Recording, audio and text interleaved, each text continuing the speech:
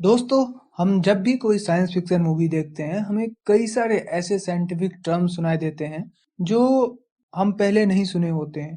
कुछ इसमें से सिर्फ ऑडियंस का अटेंशन लेने के लिए यूज किया जाता है। ऐसा ही एक टर्म है जो हमें बार-बार मूवीज हो या वेब सीरीज हो, जैसे कि स्टार ट्रेक, मार्वल की मूवीज, इसमें सुनाई देता है। वो है मल्टीवर्स और पैरेलल यूनिवर्स।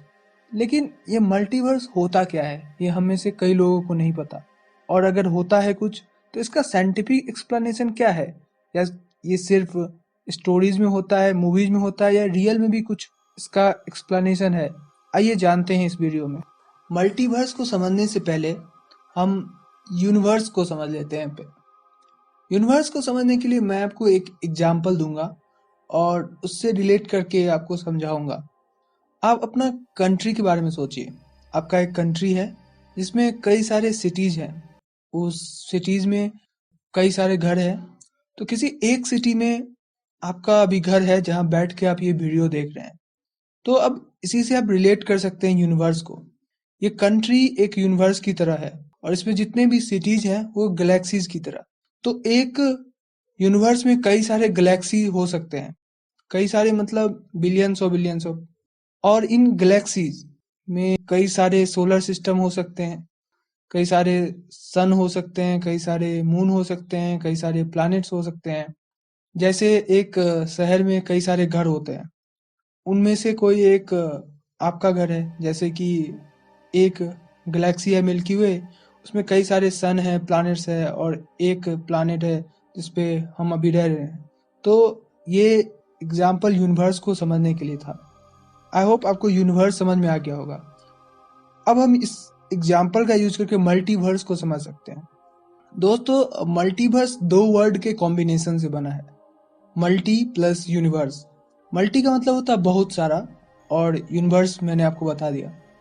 दोस्तों, तो मल्टीवर्स जैसे हमारा एक यूनिवर्स है जिसमें बिलियंस ऑफ स्टार्स है, काउंटलेस गैलेक्सीज है, काउंटलेस प्लैनेट्स हैं। ऐसा हो सकता है कि हमारा यूनिवर्स सिर्फ अकेला यूनिवर्स ना हो, और ऐसे न जाने कितने और भी यूनिवर्स एग्जिस्ट करते हो। और वो हम जितना यूनिवर्स को ऑब्जर्व कर सकते हैं, हम जितना समझ सकते हैं, उसके रीच से बिलियंस ऑफ लाइट ईयर दूर ऐसा हो। और ये भी पॉसिबल है कि हो सकता है कि वहाँ पे कोई इंटेलिजेंट सिविलाइजेशन हो, हमसे ज़्यादा इंटेलिजेंट, या हो सकता है कोई भी लाइफ एग्जिस्ट ना करता हो। बिग बैंग थ्योरी के अकॉर्डिंग 13.7 बिलियन ईयर अगो एक एक्सप्लोजन से हमारा यूनिवर्स एक्सपैंड करने लगा था बाहर की तरफ, और इस एक्सपेंशन को कॉस्मिक इन्फ्लेशन कहते हैं। ये एक्सपेंशन लाइट से भी ज़्यादा फास्टर स्पीड से हो रहा था। इस इन्फ्लेशन के स्लो हो जाने के बाद ही जो भी मैटर और रेडिएशन थे वो स्पेस में अपीयर हुए, और उनके अपीयर होने के बाद atoms, molecules, stars and galaxies जो भी आज हम जानते हैं वो क्रिएट हुए।